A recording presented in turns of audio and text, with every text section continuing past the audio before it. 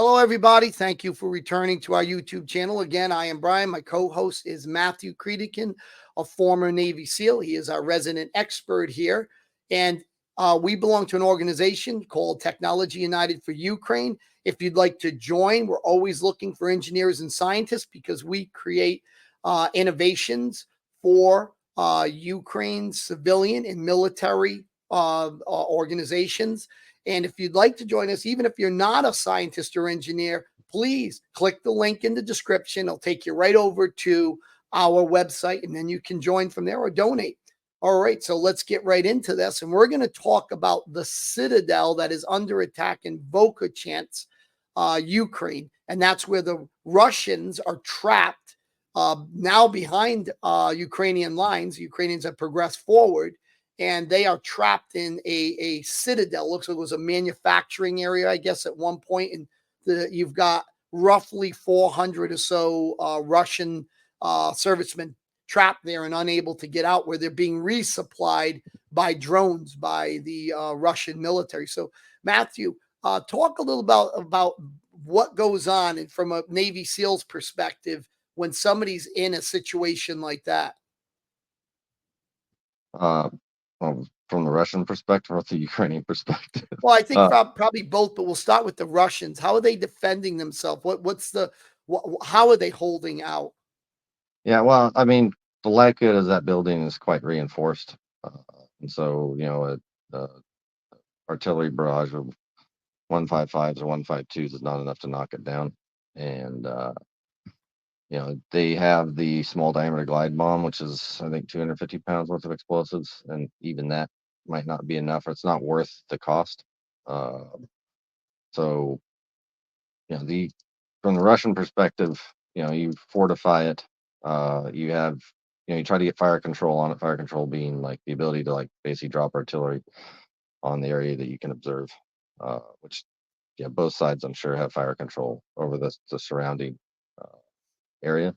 So any kind of assault by the Ukrainians on that would require like crossing ground by foot is probably quite open to artillery and drone attack.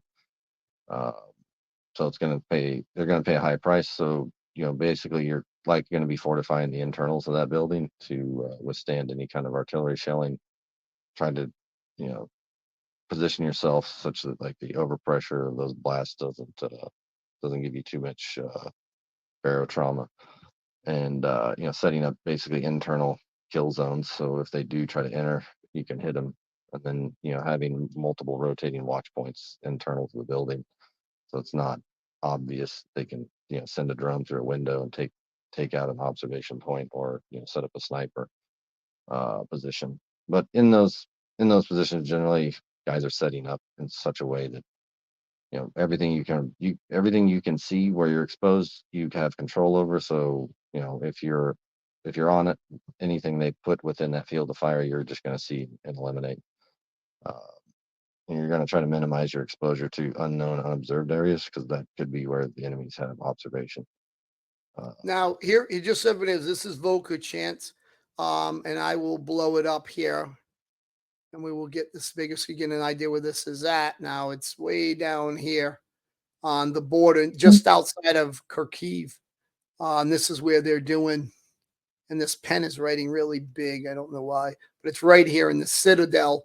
I can show you in another map where that is exactly located. So just so you got a perspective of it. It's right in this area here. Right, I think it's in a right about where this machine gun, red machine gun thing, right about here is where it is. And it's turned out to be quite a difficult situation for the Russians. Yeah, on that map, can you change the layer to satellite imagery, and you can see the satellite All right, let's imagery? see. Sure. Where is that on here? I think it's this right here. Nope. Apparently Okay.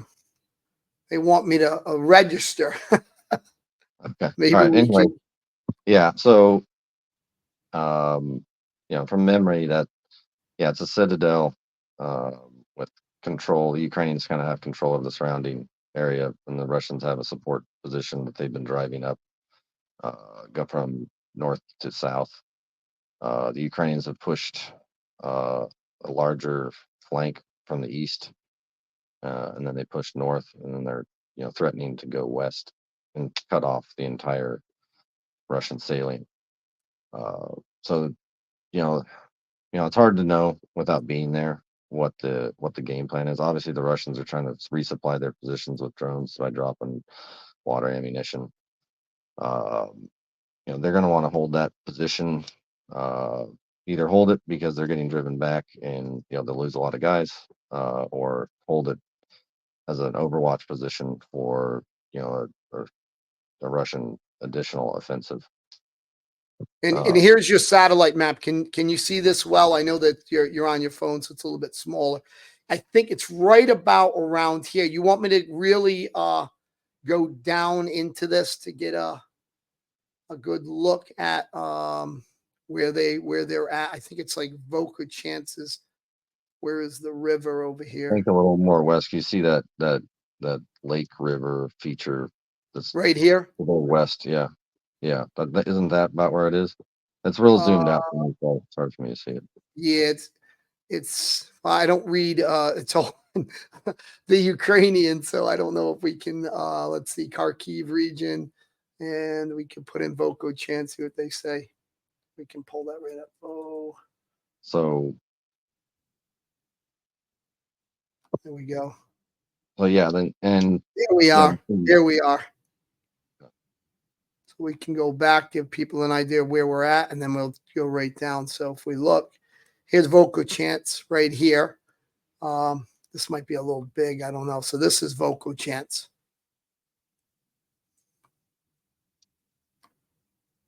And now we'll go ahead and zoom in. It's right about here is where the Citadel is. So we'll go down into Vovchansk now. This is the city here.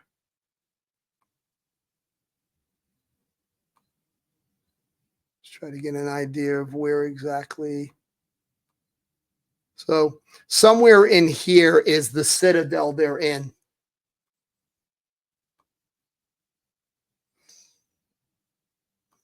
Maybe somewhere around here or closer up to the border.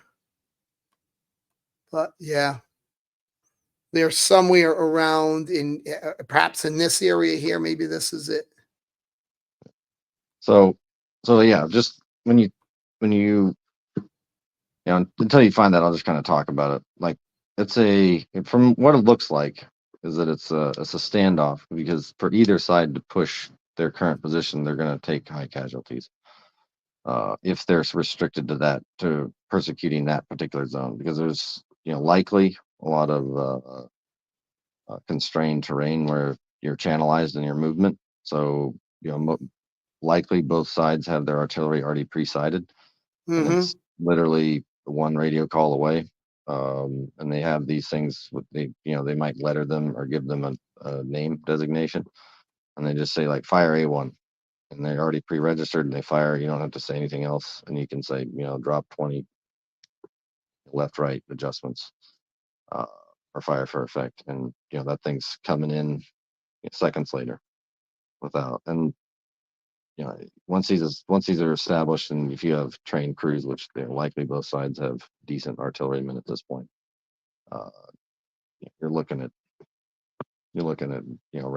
rapid response. Like kind of the question is how well can either side counter battery.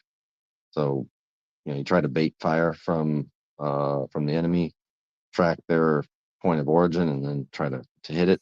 Either using like an ISR drone or a surveillance drone that watches for like the flash and smoke coming out, or the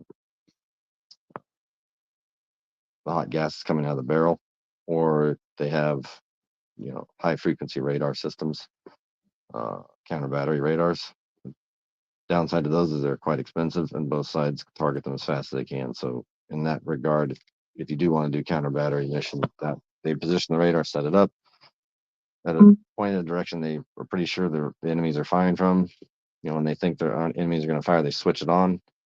They record a track of the artillery shell coming. They track it back, and then they plot the position turn the radar off and run it away, because both sides have the capability to direction find and locate those radars, and they're high priority targets like ANPQT radar. Battery radar, like, do they have their own EW system that can track that? I mean, not EW, but I would imagine some type Yeah, of both countermeasure. sides can direction find those systems, and they're high priority targets, both sides. So Mhm. they would launch a Kinzhal missile if they knew it was there. They'd launch Lancet missiles, loitering munitions if they saw it. And, I think the Ukrainians destroyed the Russian equivalent of like a $250 million radar last month. Uh, Yep. some of the American systems are probably around $100 million. Like, we're talking really expensive systems. Like whether those are there or not, I don't know. But that's yeah.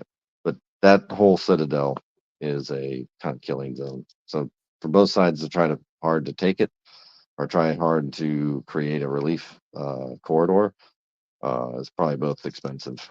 Whether they're trying to tunnel in and use kind of existing underground uh, pathways is what the Russians are probably doing. Would make sense if you really wanted to preserve your guys. What are they doing it? I don't know.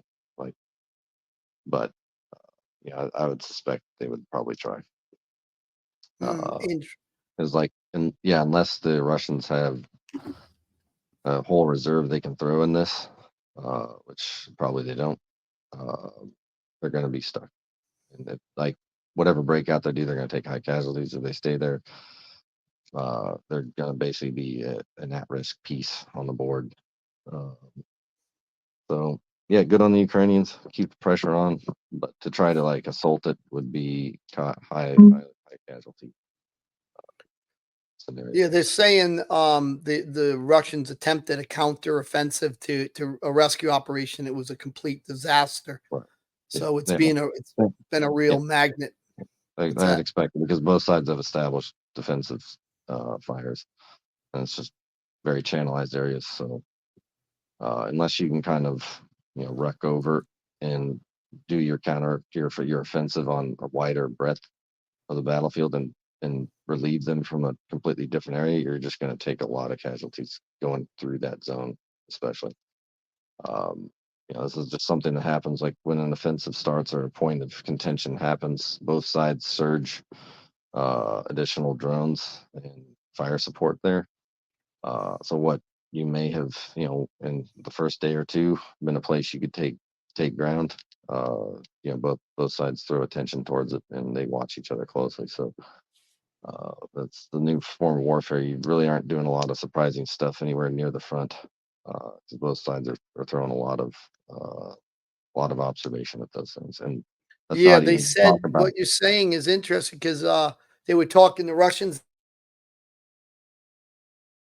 to build but they didn't have apparently enough um, anti-drone technology to protect the bulldozers or backhoes. Oh, right, yeah, you're talking there to the east where they're trying to build the defensive lines. Yeah, Yeah, they took them all out yeah, apparently, yeah. so they I have think not been able.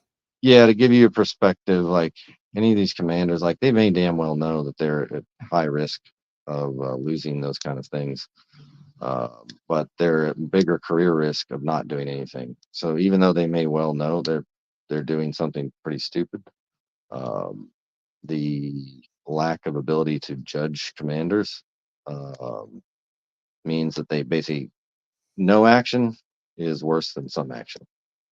Is probably generally the way they evaluate. So I would say that's a lot of reasons why you see some of these so-called meat waves and other, uh, what you consider rather stupid actions uh, from an outside observer. Is that kind of the system as a whole compels these guys to drive forward regardless. There's an order given, they have to follow the order. If they don't follow the order, then usually out. So that's the nature Well, of. it's to the advantage of the Ukrainians, even Well, regardless of the it, sensibility of a counterattack, they have to do it. yeah, and like, look, this is not a, this isn't just unique to the Russians. Put it that way. This is a problem that's plagues all armies, honestly. Some more than others, but the Ukrainians have some of their own uh, of that And like a lot of that comes down to the officer level training, where if you trust your officer corps or you trust the leadership and their decision making capabilities, then it's okay they didn't go forward on an offensive in that zone because it is a death trap, and you can take your forces and move them in a smarter way. Um, but if you have no understanding of the battlefield, no trust in your commanders and how they work, then you're relegated to making these very high level decisions with little uh, thought process and allowing little thought process in your subordinates. Well, that's excellent. Great insight again. And everybody, appreciate you coming here, watching. We have more videos that are coming out. So please stay tuned, like, subscribe, and please comment too. And also remember, if you want to join and help out Ukraine on a technological side or just be a volunteer for our organization, links in the description. Click on it. It'll take you to our website. Thank you, everybody, for joining us.